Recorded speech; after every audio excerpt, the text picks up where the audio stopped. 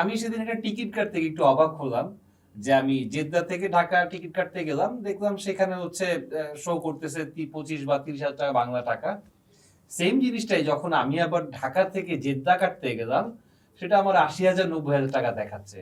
এখন এইটা কি ওখান থেকে আসার জায়গাটা কম আর এখান থেকে যাওয়ার জায়গাটা বেশি, এরকম কোনো কিছু কি আছে নাকি? এই প্রশ্নটা আসলে বর্তমান সময়ে অনেক সেনসিটিভ। তারপরে যেহেতু আপনি প্রশ্ন করছেন প্রবাসী রিলেটেড, তো আমাদের অনেক প্রবাসী ভাইয়েরা প্রায় অফিসিয়ালি তো মনে হয় 2-2.5 কোটি, আমার মনে হয় 4 কোটির উপরে জি প্রবাসী জি জি। আছে।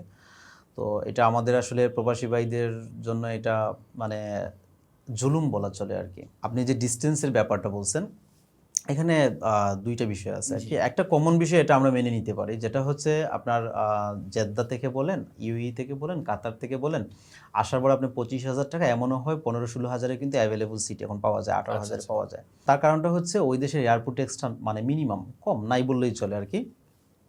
আমাদের দেশ থেকে যখন মানে ফ্লাই করতে হয়, তখন দেখা গেছে এয়ারপোর্ট ট্যাক্সটাই মোটামুটি 15-16 হাজার 20,000 চলে আসে। ট্যাক্সটা তো আমাদের দেশের জন্য অবশ্যই ভালো, অবশ্যই পনেরো ভালো। হাজার টাকা ট্যাক্স পেলে আমাদের গভর্নমেন্ট ট্যাক্স পাচ্ছে, সেটা আমরাও চাই আমাদের গভর্নমেন্ট ট্যাক্স পাক। কিন্তু ফেয়ারটা 15-18 হাজার টাকা ফেয়ারের মধ্যে ডেফিনেটলি ওই দেশের 2-3 হাজার টাকা তো ট্যাক্স আছে। তা আমি ধরি 18,000 টাকা ট্যাক্স, তা আমার আরও 18,000 টাকা বা 20,000 টাকা ফেয়ার হওয়ার কথা হ্যাঁ অবশ্যই। যাওয়ারটা, হ্যাঁ। সর্বোচ্চ 40,000 টাকা হওয়ার কথা। সেক্ষেত্রে আমাদের টিকিট দেখবেন আপনি মিডিল ইস্টে যেগুলো, জেদ্দাতে বলেন, আপনি অন্যান্য ইয়াতে বলেন, আপনি 80-90 হাজার টাকা, বর্তমানে সৌদির জেদ্দা রিয়াদ যে কোনো ইয়েতে পাবেন আপনি 80-90 হাজারের নিচে কোনো টিকিট পাবেন না। এখানে এর মানে মূল রিজনটা আমি যেটা মনে করি, আপনি যেটা মনে করে দিলেন যে রিসেন্টলি আবার আমাদের বাণিজ্য উপদেষ্টা টিকিটিং নিয়ে উনি অনেক সরব, এটাকে ওনাকে আমরা অ্যাপ্রিসিয়েট করি যে উনি টিকিটিংটা প্রবাসীদের আয়ত্তে আনার জন্য ট্রাই করতেছেন। কিন্তু আমার মনে হয় ওনার প্রপার ইনফরমেশন গ্যাপ আছে, ওনাকে ওইভাবে মানে প্রপার ইনফরমেশন প্রোভাইড করা হচ্ছে না। হয়তো এজন্য এই লেকিংসটা মানে পুরোপুরি উনি করতে পারতেছে না। এখানে একটা জিনিস খেয়াল করতে হবে যে ওনার ওনার একটা ভিডিও আমি দেখছি যে উনি বলতেছে ট্রাভেল এজেন্সি বিজনেসটা মানে আড়তদার বিজনেস না। আমি ওনার সাথে সম্পূর্ণ একমত।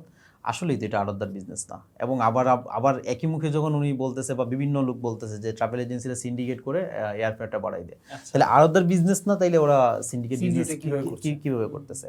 হ্যাঁ, এখানে সিন্ডিকেট হচ্ছে। সিন্ডিকেটের একটা দোষ আছে বা ওনাদের অবশ্যই ওনাদের দায়ভার আছে।